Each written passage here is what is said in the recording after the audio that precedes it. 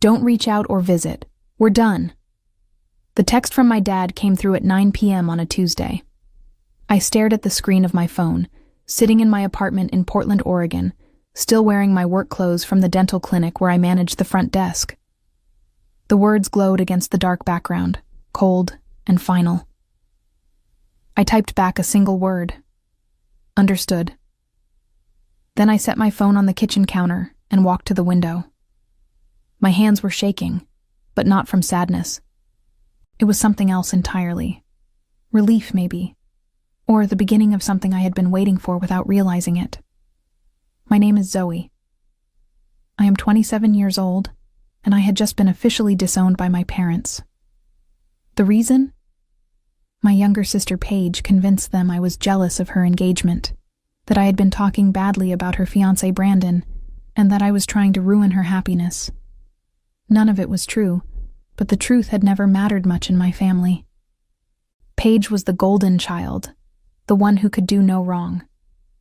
I was the one who existed to support her, to stay in the background, to never ask for anything.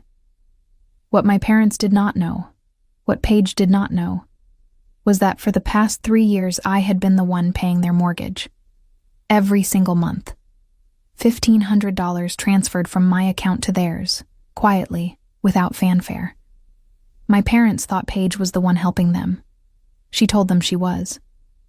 She took the credit, basked in their gratitude, and let them believe she was their savior while I funded their lives from the shadows.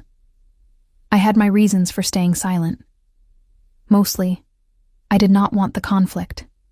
I did not want to hear my mom defend Paige, did not want my dad to find some way to twist it into my fault. So I let it happen. I told myself it was easier this way. But now they were done with me. They had made it clear, and that changed everything. I picked up my phone and opened my banking app. The automatic payment to their mortgage account was scheduled to go through in 2 days.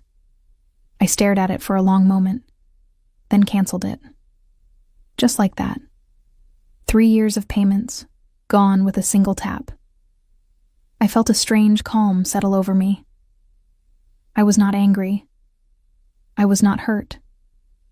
I was just done. The next morning, I woke up to 17 missed calls and 42 text messages. My phone had been on silent, and I had slept through the chaos. I sat up in bed, scrolling through the notifications with growing disbelief. My mom, my dad, Paige, even Brandon. All of them. Frantic. Zoe, call me right now.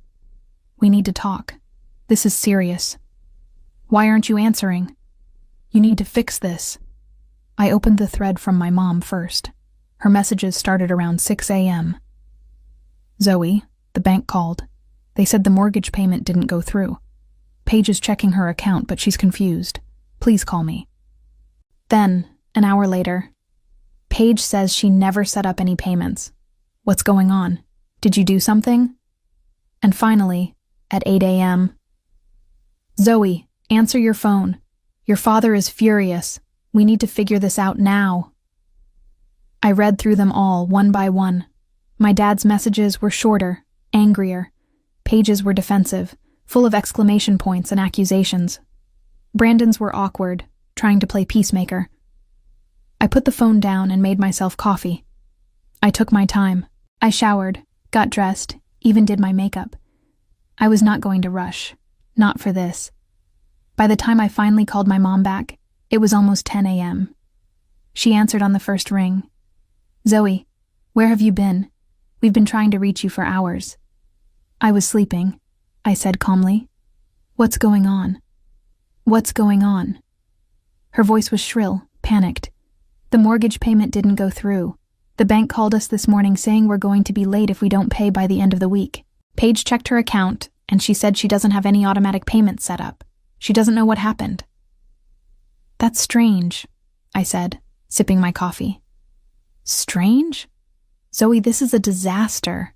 Your father and I can't afford this mortgage on our own. Paige has been helping us for 3 years. If she didn't set up the payment, then who did? I let the silence stretch out. I could hear my dad in the background, shouting something I could not make out. I don't know, Mom. I said finally.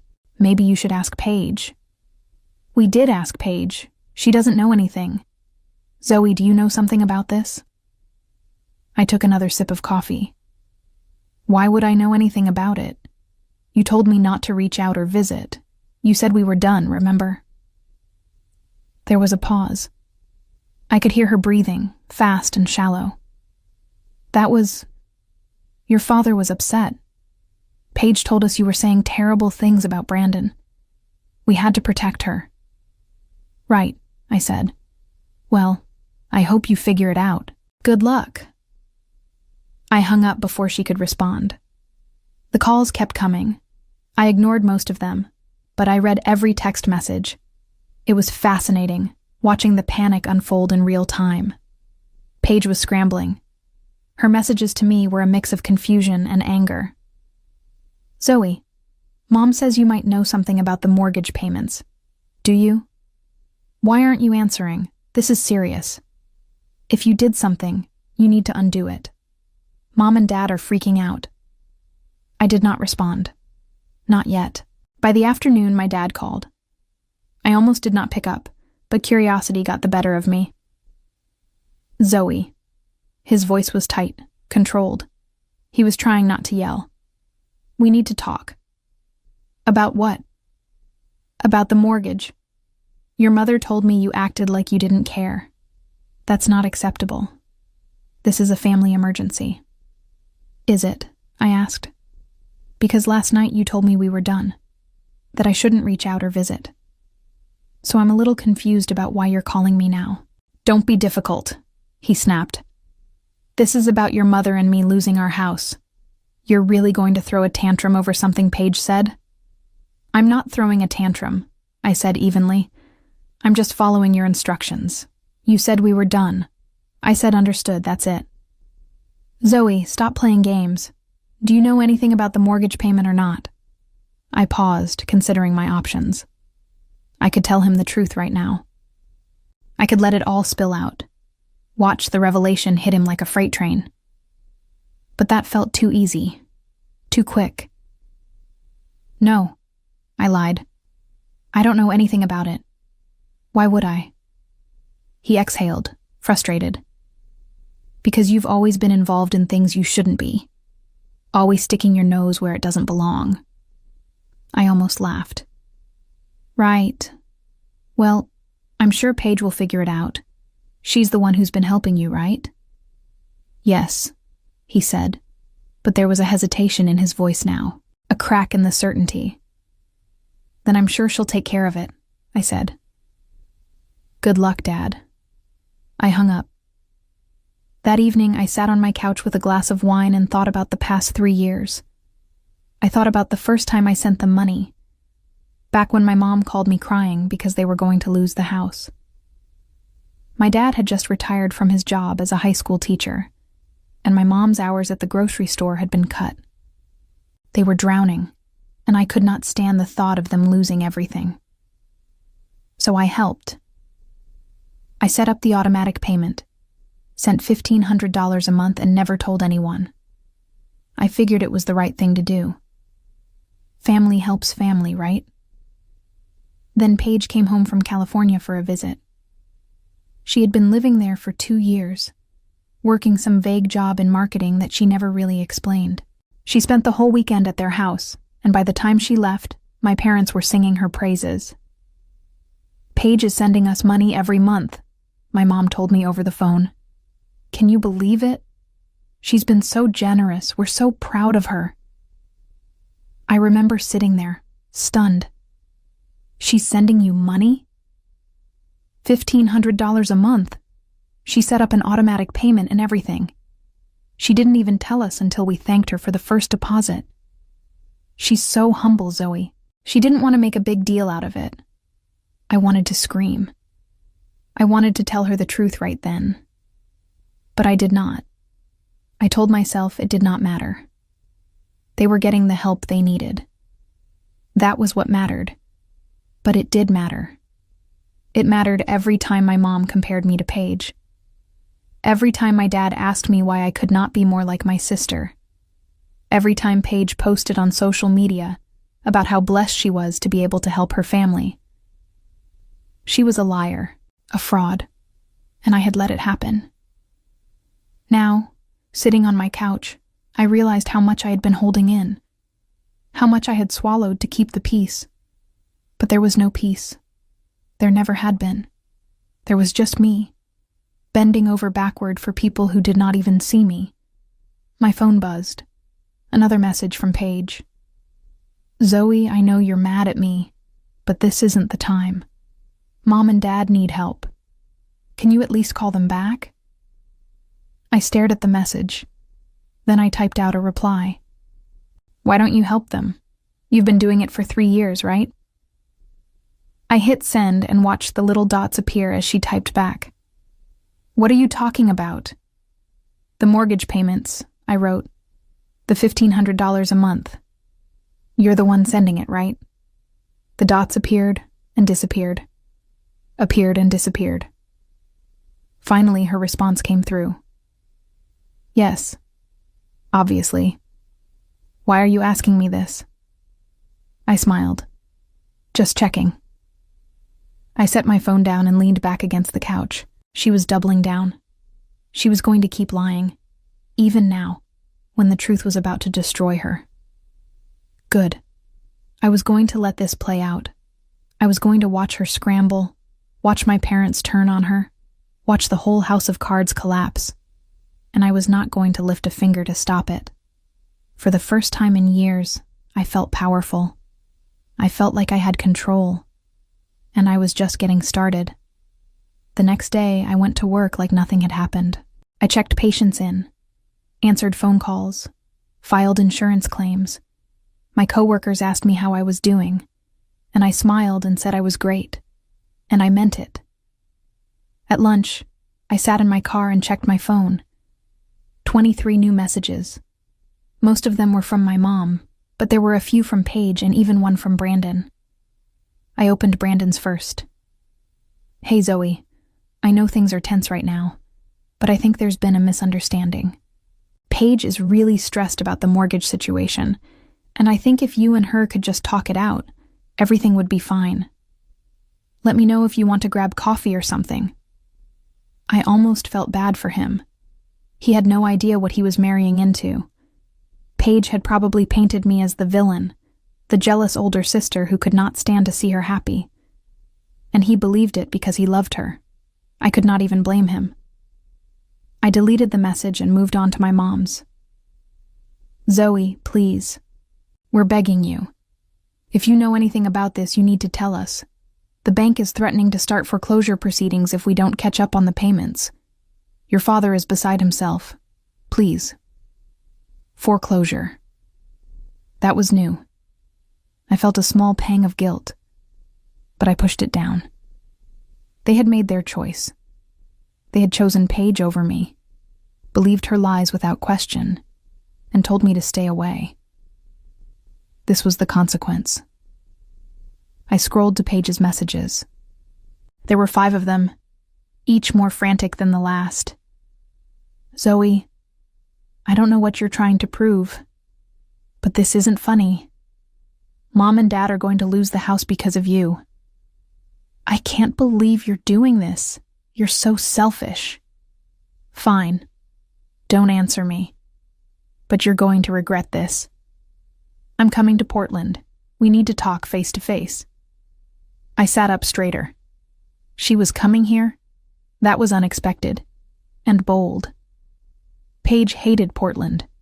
She had visited me once, 2 years ago, and spent the whole time complaining about the rain and the coffee culture and how much she missed California. But now she was desperate enough to come back. That told me everything I needed to know. I texted her back. "When?" The response came within seconds. "Tomorrow. I'm driving up tonight. We need to fix this, Zoe. Mom and Dad are counting on us." Us. As if we were a team. As if she had not spent the last 3 years taking credit for my money. "Okay," I typed. "Let's talk." I gave her my address and told her to come by at 6 p.m. Then I put my phone away and finished my lunch. That evening, I cleaned my apartment. I did not know why. Maybe I wanted her to see that I was doing fine without them, that I had built a life here, small as it was. Or maybe I just wanted to feel like I had control over something. I thought about what I was going to say to her. I had played out a dozen different versions of the conversation in my head. In some of them, I was calm and collected, laying out the facts like a lawyer. In others, I yelled, letting years of resentment pour out. But none of them felt right. The truth was, I did not know what I wanted from this. An apology, acknowledgement, or just the satisfaction of watching her squirm. By the time I went to bed, I still had not decided, but I knew one thing for sure. I was not going to make this easy for her. The next day dragged. I kept checking the clock, counting down the hours until 6 p.m. My coworkers noticed I was distracted, but no one said anything. I was grateful for that. When I got home, I changed into jeans and a sweater, something casual but put together. I did not want to look like I was trying too hard. I poured myself a glass of water and sat on the couch, waiting. At 6:03 p.m., there was a knock on the door. I took my time getting up. I walked slowly to the door, paused for a moment, then opened it. Paige stood there looking exhausted. Her hair was pulled back in a messy bun, and she was wearing leggings and an oversized sweatshirt. She looked like she had been crying. "Hey," she said, her voice small. "Hey," I replied. "Can I come in?" I stepped aside and let her pass. She walked into the living room and sat on the couch without waiting for an invitation. I stayed standing, leaning against the wall with my arms crossed. "So," I said, "what did you want to talk about?" She looked up at me, her eyes red-rimmed. "Zoe, I don't understand what's happening. Mom and Dad are panicking, and they think you know something about the mortgage payments. Do you?" "Why would I know anything about it?" I asked. "Because," she hesitated, "because you've always been weird about money. You never spend anything. You're always saving. So I thought maybe you set something up and forgot about it or something." I almost laughed. Weird about money. That was how she saw me. Not responsible. Not generous. Weird. "I didn't forget anything," I said. "Then what happened?" Her voice was rising now, frustration creeping in. "The payments stopped out of nowhere. The bank says there's no record of who was making them. Mom and Dad are going to lose the house, Zoe. Don't you care?" I looked at her for a long moment. She really believed her own lies. She had convinced herself so thoroughly that she was the hero of this story that she could not even see the truth when it was staring her in the face. "I care," I said quietly. "I've always cared. That's the problem." She frowned, confused. "What does that mean?" "It means," I said, "that you're not the one who's been paying the mortgage, Paige. I am." The room went silent. Her face went pale. "What?" "You heard me." Paige stared at me like I had just spoken a different language. Her mouth opened, then closed. She shook her head slowly, like she could shake away what I had just said. "That's not funny," she said finally. "I'm not joking. You're lying." Her voice was sharper now, defensive. "Why would you be paying their mortgage? That doesn't even make sense. I'm the one who's been helping them." "Really?" I pushed off the wall and walked closer. "When did you set up the payments, Paige? What bank did you use? How much have you sent them total?" She blinked. I don't have to answer that." "You can't answer that," I corrected, "because you never sent them a single dollar. I did. $1,500 every month for 3 years. That's $54,000, by the way, in case you were wondering." Her face flushed red. "You're insane. Mom and Dad told me I was helping them. They thanked me for it." "Because you told them you were the one sending the money," I said. "You saw the deposits coming in, and you claimed them as your own." You took credit for something you never did. That's not... I didn't... She was stammering now, grasping for an explanation. How was I supposed to know you were sending money? You never said anything. Exactly, I said. I never said anything. And you never asked. You just saw an opportunity to look like the hero and you took it. She stood up, her hands clenched into fists. This is ridiculous. If you really were paying their mortgage, why didn't you tell anyone? Why would you keep it a secret? Because I didn't need the credit, I said. I was doing it to help them, not to get praised for it. But you wouldn't understand that, would you? Don't act like you're some martyr, she spat. If this is even true, which I seriously doubt, then you're just as much to blame for this mess. You could have said something at any time. You're right, I said calmly. I could have, but I didn't think my own sister would be shameless enough to lie about it. She glared at me, her chest heaving. Prove it. If you're telling the truth, prove it. I walked to my desk in the corner of the living room and pulled out my laptop. I opened it, pulled up my bank statements, and turned the screen toward her. There, I said. 3 years of payments. Same amount, same date every month. Direct deposit to their mortgage account. She leaned forward, squinting at the screen. I watched her face as she scrolled through the transactions. The color drained from her cheeks. Her hands started to shake. This doesn't prove anything, she said weakly. You could have faked this. Faked 3 years of bank records? I laughed. Come on, Paige. Even you don't believe that. She backed away from the laptop, shaking her head. Why are you doing this? Why are you trying to ruin everything? I'm not ruining anything, I said. You did that yourself. You lied to Mom and Dad.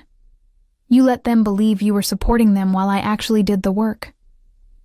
And now that the truth is coming out, you're scrambling to cover your ass. They're going to lose the house because of you, she shouted. You stopped the payments. You're the one hurting them. I stopped the payments because Dad told me we were done, I said. He told me not to reach out or visit. He made it very clear I wasn't part of this family anymore. So I did what he asked. I stopped reaching out. I stopped visiting. And I stopped paying. You're punishing them because your feelings got hurt? Her voice was incredulous. That's so petty, Zoe. No, I said quietly. I'm protecting myself. I spent 3 years helping them, and they kicked me out of their lives over a lie you told them. A lie you're still trying to defend. She crossed her arms, her jaw tight. What do you want from me? An apology? Fine. I'm sorry. Is that what you need to hear? I don't want your apology, I said. I want you to tell Mom and Dad the truth. Her eyes widened. What? Tell them the truth, I repeated. Tell them you lied. Tell them I was the one paying the mortgage, not you. Tell them you took credit for something you never did. I can't do that, she whispered. Why not? Because... She looked away, her voice breaking. Because they'll hate me. For a moment, I almost felt sorry for her. Almost. But then I remembered every time she had smiled while my parents praised her. Every time she had posted on social media about being blessed to help her family. Every time she had let me fade into the background while she soaked up their love. They should hate you, I said. You lied to them. You used me. And now you're trying to blame me for the consequences. She sank back down onto the couch, her head in her hands. I didn't mean for it to go this far. When they first thanked me for the money, I thought maybe you had told them to say it was from me or something. And then it kept happening. And I didn't know how to correct it without looking stupid. So you just kept lying. I didn't think it mattered, she said, looking up at me with tears in her eyes. You never said anything, so I figured you didn't care. I thought maybe you wanted me to take the credit. That's the most delusional thing I've ever heard. Well, what do you want me to do now? She demanded. You already stopped the payments. Mom and Dad are going to lose the house. How is telling them the truth going to fix that? It won't fix it, I admitted, but it will stop you from blaming me for your mistakes. She wiped her eyes, smearing mascara across her cheeks. If I tell them, they'll never forgive me. That's not my problem. It is your problem, she shouted. We're family, Zoe. You can't just walk away from us. You walked away from me first, I said. You and Mom and Dad. You chose to believe I was jealous and petty and trying to ruin your engagement. You didn't even ask for my side of the story. You just cut me off. So don't talk to me about family. She stared at me, her face crumpling. I never wanted this. Then you shouldn't have lied. She stood up, grabbing her purse. I need to go. Are you going to tell them? She didn't answer. She just walked to the door, her shoulders slumped. Paige, I called after her. She stopped, her hand on the doorknob. If you don't tell them, I will. She turned to look at me, her eyes red and swollen. You really hate me, don't you? I don't hate you, I said. I just don't trust you anymore. She left without another word. After Paige left, I sat on the couch and stared at the closed door. My hands were still steady, my breathing calm. I had expected to feel something, anger or guilt or satisfaction, but all I felt was tired. I picked up my phone and saw 3 new messages from my mom. Zoe, Paige is on her way to see you. Please talk to her. We need to figure this out together. Your father and I are trying to stay calm, but this is really serious. The bank gave us until the end of the month. Please call me when Paige leaves. I want to make sure you two worked things out. I set the phone down without responding. Let them wait. Let them wonder. I was done rushing to fix their problems. The next 2 days were quiet. Paige didn't text me. My parents didn't call. It was like everyone was holding their breath, waiting for someone else to make the first move. Then, on Friday afternoon, my mom called. I was at work, sitting at the front desk, when her name lit up my screen. I let it ring 3 times before I answered. Hi, Mom. Zoe. Her voice was strained. We need to talk. About what? About the mortgage, about Paige, about everything. She paused. Can you come to the house this weekend? I thought Dad said I wasn't supposed to visit. He didn't mean it, she said quickly. He was upset. We both were. But we need to sit down as a family and sort this out. I leaned back in my chair, watching a patient sign in at the desk. Did Paige tell you? Tell me what? So she hadn't. Paige had gone home, faced our parents, and said nothing. She was still hoping this would all blow over, that she could find a way out without admitting the truth. Nothing, I said. What time do you want me there? Tomorrow at noon? I'll make lunch. Okay. Thank you, Zoe. Her voice cracked. I know things have been hard lately, but we're still a family. We can fix this. I didn't respond to that. I just told her I'd see her tomorrow and hung up. That night, I couldn't sleep. I kept thinking about what I was going to say, how I was going to handle it. Part of me wanted to walk in there and lay everything out, bank statements and all, and watch Paige squirm. But another part of me just wanted to walk away, to let them drown in their own mess and never look back. By the time I pulled into my parents' driveway the next day, I still hadn't decided. The house looked the same as it always did. Small, 1-story, with a neatly trimmed lawn and flowers my mom planted every spring. I sat in my car for a minute, gathering my thoughts. Then I got out and walked to the front door. My mom opened it before I could knock. She looked exhausted, her eyes puffy, and her hair pulled back in a loose ponytail. Zoe, she said, pulling me into a hug. I'm so glad you came. I hugged her back stiffly. Where's Dad? In the living room with Paige. Of course, Paige was already here, probably trying to control the narrative before I arrived. I followed my mom inside. The living room was just as I remembered, cluttered with family photos and old furniture. My dad sat in his recliner, his arms crossed, his face set in a deep scowl. Paige was on the couch, looking pale and nervous. Zoe, my dad said. He didn't stand up. Sit down. I sat in the chair across from him, folding my hands in my lap.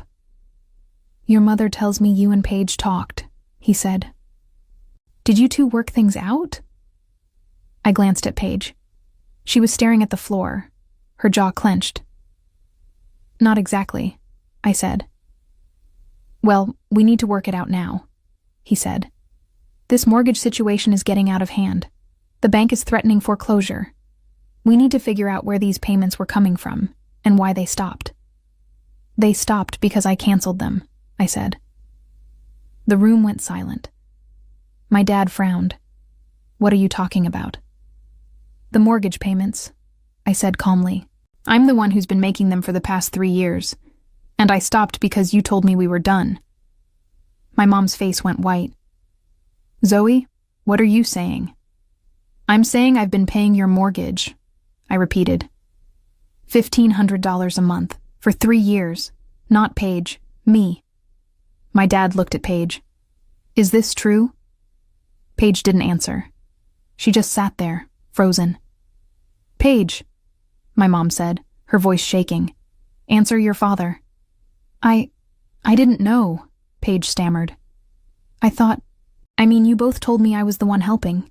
I didn't realize. Didn't realize what? My dad demanded. That you weren't actually sending us money?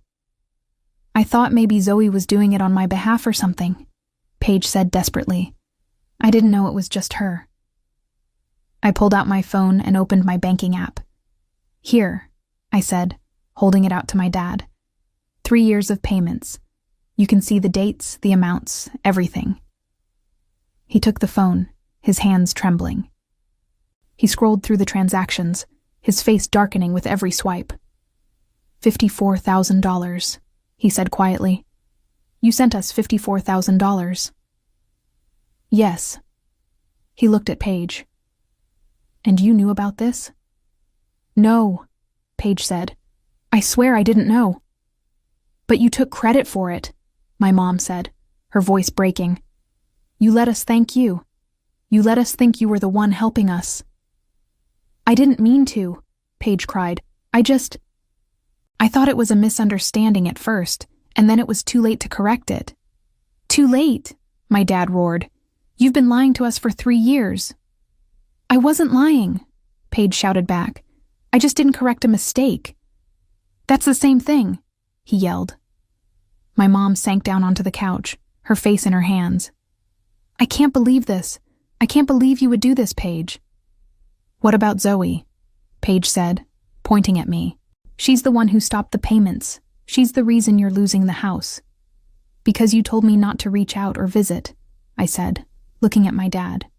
You said we were done, so I stopped paying. He stared at me, his mouth opening and closing like he wanted to argue but couldn't find the words. You kicked me out of this family, I continued. You believed Paige's lies about me without even asking for my side. And now you're mad because I'm not bailing you out anymore? We didn't know, my mom whispered. We didn't know it was you. You should have known, I said. You should have asked. But you didn't, because it was easier to believe Paige was the perfect daughter and I was the problem. The silence in the room was suffocating. My dad sat frozen in his recliner, my phone still in his hand. My mom was crying quietly on the couch. Paige looked like she wanted to disappear. I don't understand, my dad said finally. Why didn't you tell us you were helping? Why keep it a secret? Because I didn't need the recognition, I said. I was doing it because you needed help, and I could afford to give it. I didn't think I needed to announce it. But you let Paige take the credit, my mom said, wiping her eyes. Why would you do that? I didn't let her take the credit, I said. She took it on her own, and by the time I found out, you were already so proud of her that I didn't want to ruin it. So you just said nothing? My dad asked. What was I supposed to say? I shot back. That Paige was a liar? That your golden child was a fraud? You wouldn't have believed me anyway. That's not fair, my mom said. Isn't it? I looked at her. When Paige told you I was jealous of her engagement, you believed her immediately. You didn't ask me if it was true. You just cut me off. So yeah, I think it's fair. My dad set my phone down on the table. This is a mess. Yes, I agreed. It is. He looked at Paige. You need to explain yourself. I already did, she said, her voice small. I made a mistake. I should have said something earlier, but I didn't. I'm sorry. Sorry doesn't fix this, he said. You lied to us for 3 years. You let us thank you for something you never did. And now we're losing our house because your sister stopped paying for it. Don't blame me for that, Paige said.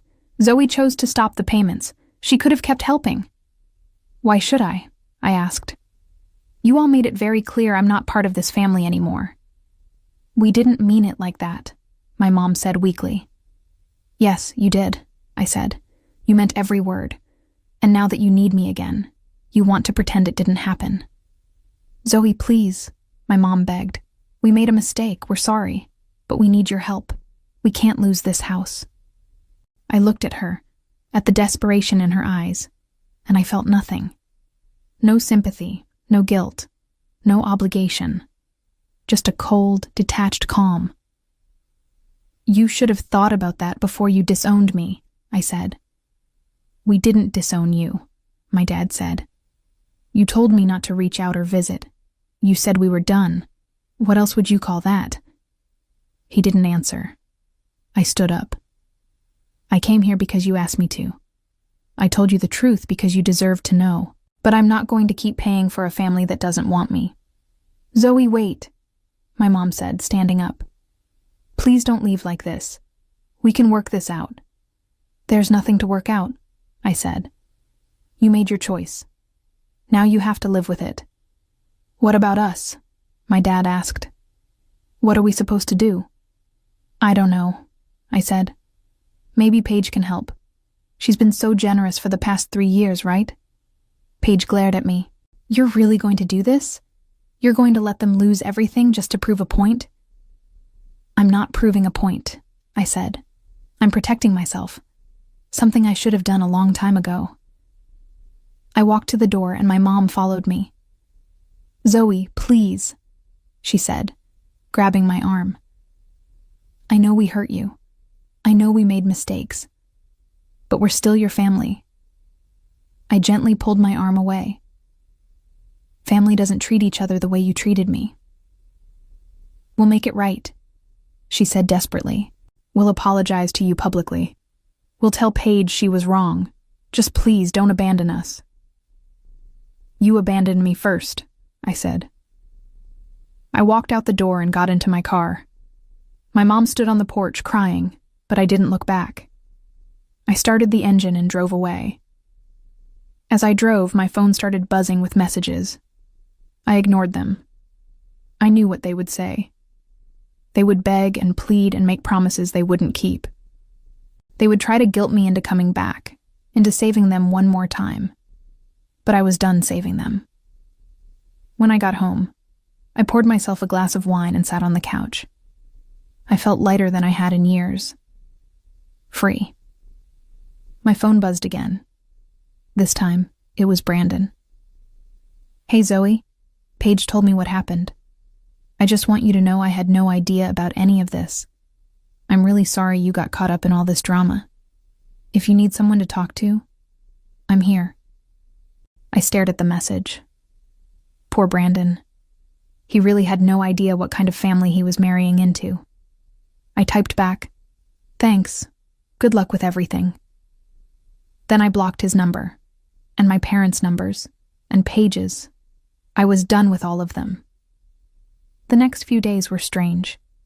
I kept expecting to feel guilty, to second-guess my decision, but I didn't. I just felt relieved.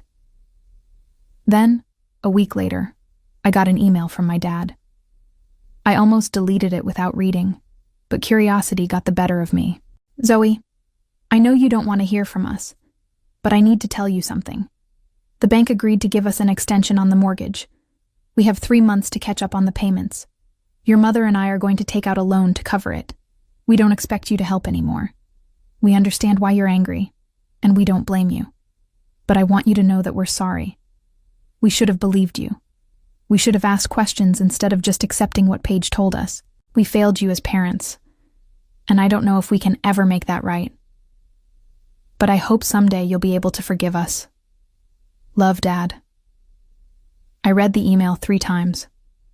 Then I closed it and deleted it. Maybe someday I would forgive them, but not today. Today, I was choosing myself.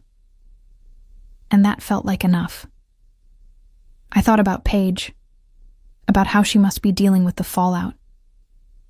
My parents knew the truth now.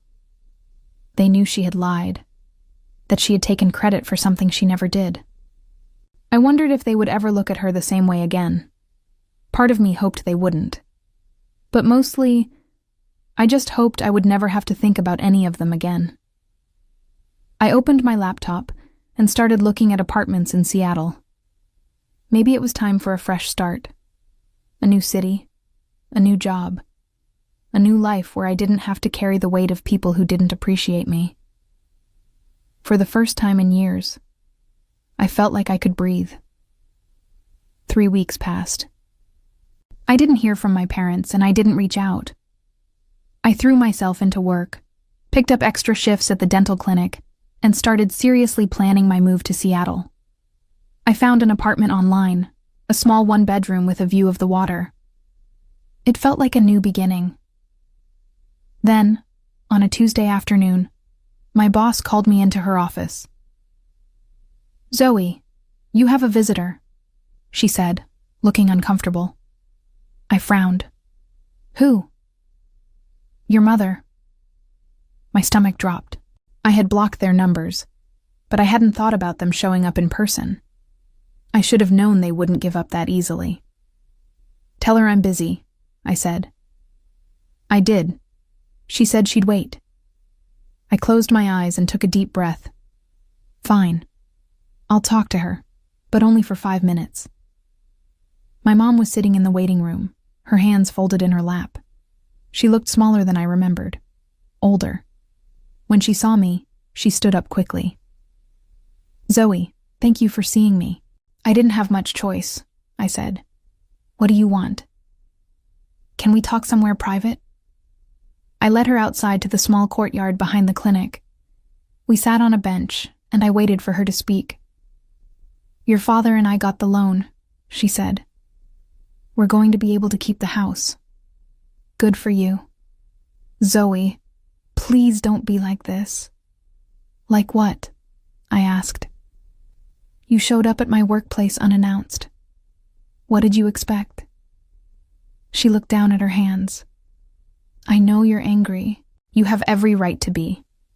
But I need you to understand something. We didn't know it was you paying the mortgage.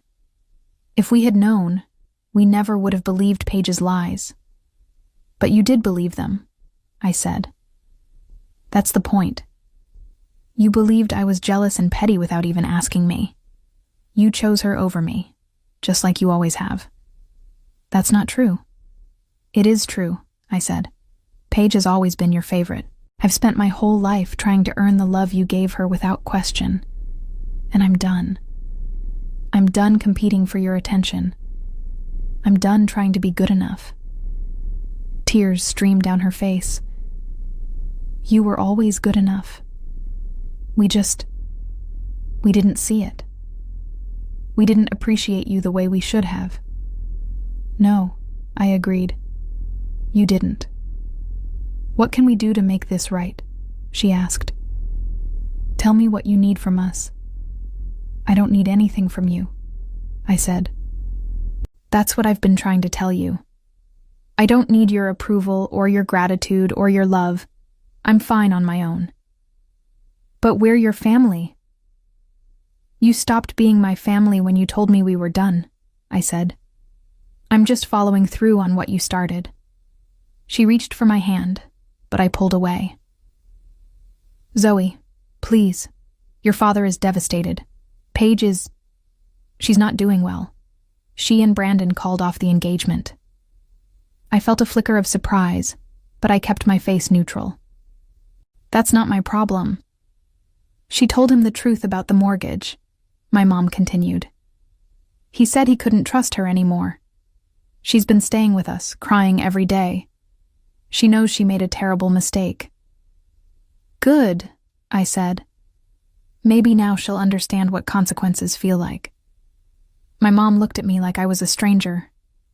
When did you become so cold? I'm not cold, I said. I'm just done being the one who sacrifices everything while everyone else takes and never gives back. We gave you a home. We raised you. We loved you. You gave Paige a home, I corrected. You raised her. You loved her. I was just there. That's not fair. Life isn't fair, Mom. You taught me that. She stood up, wiping her eyes. I came here hoping we could fix this, but I see now that you've already made up your mind. I have. Then I guess this is goodbye. I guess it is. She walked away, her shoulders shaking. I watched her go, waiting for the guilt to hit me. But it didn't. I just felt tired. When I went back inside, my boss pulled me aside. Everything okay? Yeah, I said. Everything's fine. If you need to take the rest of the day off... I don't, I said. I'm good. And I was. I was better than I had been in years. That night, I got a text from an unknown number. I almost didn't open it, but something made me click on it. Zoe, it's Paige. I know you blocked me, but I needed to reach out.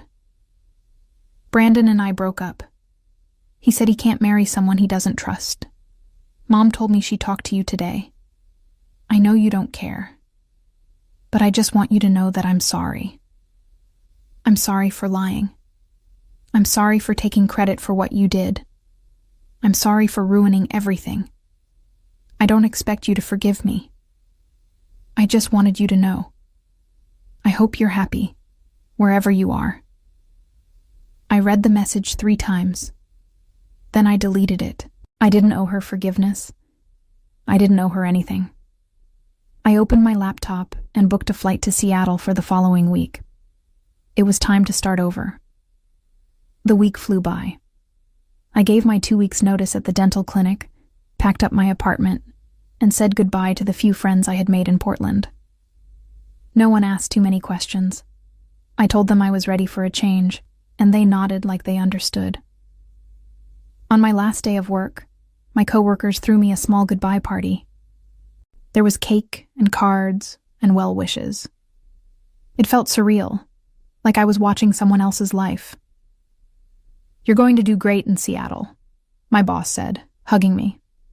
They're lucky to have you. Thanks, I said. I appreciate everything you've done for me. Stay in touch, okay? I will. I wouldn't, but it was easier to lie. The morning I left for Seattle, I took one last drive through Portland. I passed the coffee shop where I used to get my morning latte, the park where I used to walk on weekends, the grocery store where I bought the same things every week. It all felt like a different lifetime. When I got to the airport, I checked my phone one last time.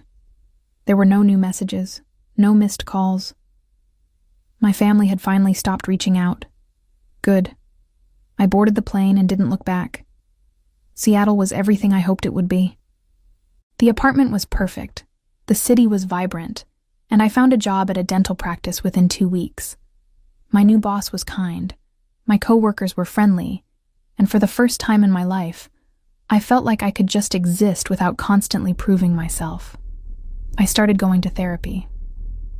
My therapist, a woman named Dr. Hayes, helped me work through everything that had happened.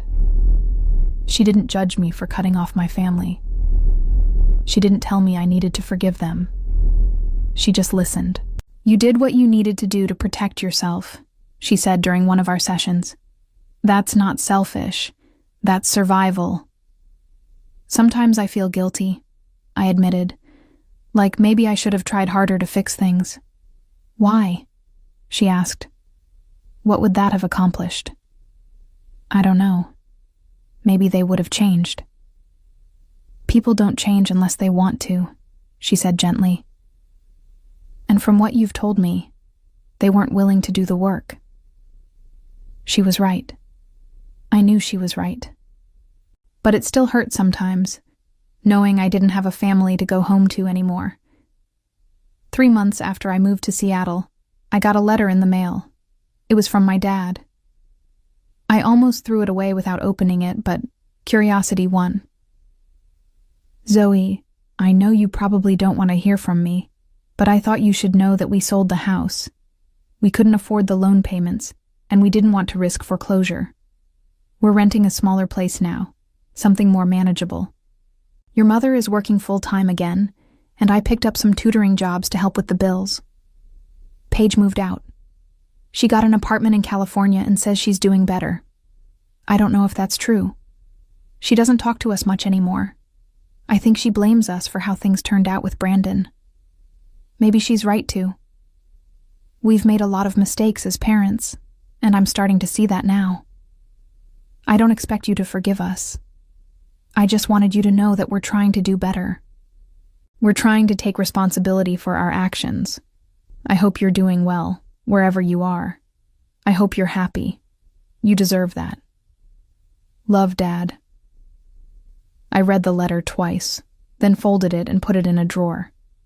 I didn't respond. I didn't know what to say. Part of me felt vindicated. They had lost the house. They were struggling. Paige had lost Brandon. The consequences I had hoped for had come to pass, but another part of me just felt sad. Sad that it had come to this. Sad that they couldn't have done better when it mattered. I went to therapy that week and told Dr. Hayes about the letter. "How do you feel about it?" she asked. "I don't know," I said honestly. "I thought I'd feel satisfied, but I just feel empty." "That's normal," she said. "Revenge doesn't always feel the way we think it will." "I didn't do this for revenge," I said. "I did it because I needed to protect myself." "I know," she said. "But there was still a part of you that wanted them to understand what they put you through. And now they do. The question is, what do you do with that?" "Nothing," I said. "I don't do anything. I just keep moving forward." She smiled. "That sounds like a good plan." And it was. I kept going to work, kept going to therapy, kept building a life in Seattle. I made new friends, started dating casually, and even adopted a cat named Luna. My life wasn't perfect, but it was mine. And that was enough. 6 months after I moved to Seattle, I ran into someone from my past. I was at a coffee shop near my apartment when I heard a familiar voice. "Zoe?" I turned and saw Brandon standing there, looking just as surprised as I felt. "Brandon?" I said. "What are you doing here?" "I moved here a few months ago," he said. "After everything with Paige. I needed a fresh start. What about you?" "Same." We stood there awkwardly for a moment, then he gestured to an empty table. "Do you have time to talk?" I hesitated, then nodded. "Sure." We sat down with our coffees, and for a while neither of us spoke. "I'm sorry about what happened," I said finally. "With you and Paige." He shook his head. "Don't be. It was my decision. I couldn't marry someone I didn't trust." "She told you the truth about the mortgage?" "She did," he said. "After your parents found out, she broke down and told me everything. I wanted to make it work. I really did. But every time I looked at her, I wondered what else she was lying about. I couldn't do it. I'm sorry, I said again. I'm not, he said. I dodged a bullet, and honestly, I owe you for that. If you hadn't stopped those payments, I never would have known who I was really marrying. I didn't know what to say to that. How are you doing? He asked. Are you happy here? I am, I said. It's been good for me. A fresh start, like you said. Good. You deserve it. He paused. For what it's worth, I always thought your family treated you unfairly. Paige used to talk about you sometimes, and I could tell there was more to the story than she was letting on. Why didn't you say anything? I don't know, he admitted. I guess I didn't think it was my place. But I should have.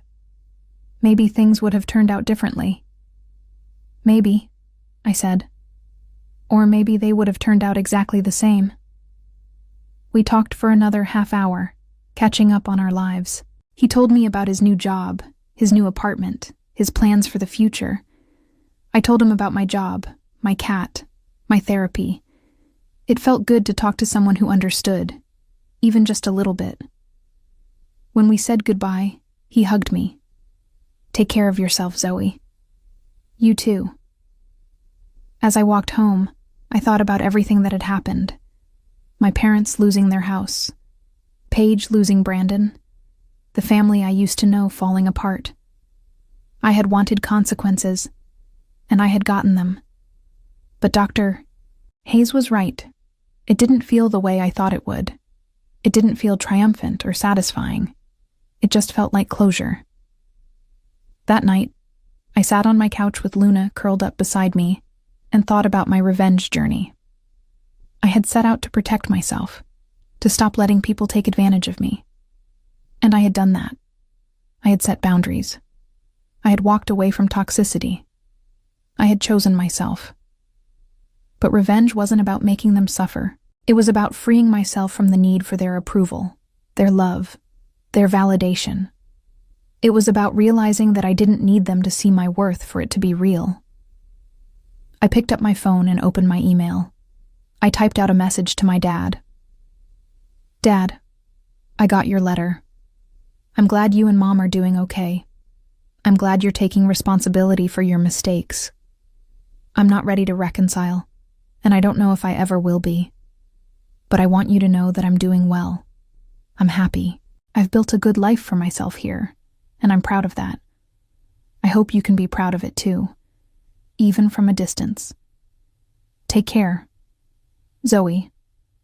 I read it 3 times, then hit send before I could change my mind. I didn't know if he would respond. I didn't know if it would change anything. But it felt like the right thing to do. Not for them, for me. In the months that followed, my parents struggled to rebuild their lives. They lost the house they had lived in for 20 years and moved into a cramped 2-bedroom rental on the other side of town. My dad's tutoring jobs barely covered their bills, and my mom's full-time hours at the grocery store left her exhausted and resentful. They stopped talking about Paige's accomplishments at family gatherings because there were no more accomplishments to brag about. Paige herself moved back to California, alone and humiliated, working a job she hated to pay for an apartment she could barely afford. Brandon never spoke to her again. The golden child had fallen, and there was no one left to catch her. As for me, I never went back. I built a life in Seattle that was wholly mine, filled with people who valued me for who I was, not for what I could give them. Some days I thought about my family and felt a pang of something I couldn't quite name. But most days, I just felt free. I had walked away from people who couldn't see my worth, and in doing so, I had finally learned to see it myself. The revenge I sought wasn't in their suffering, but in my liberation. And that was the sweetest victory of all.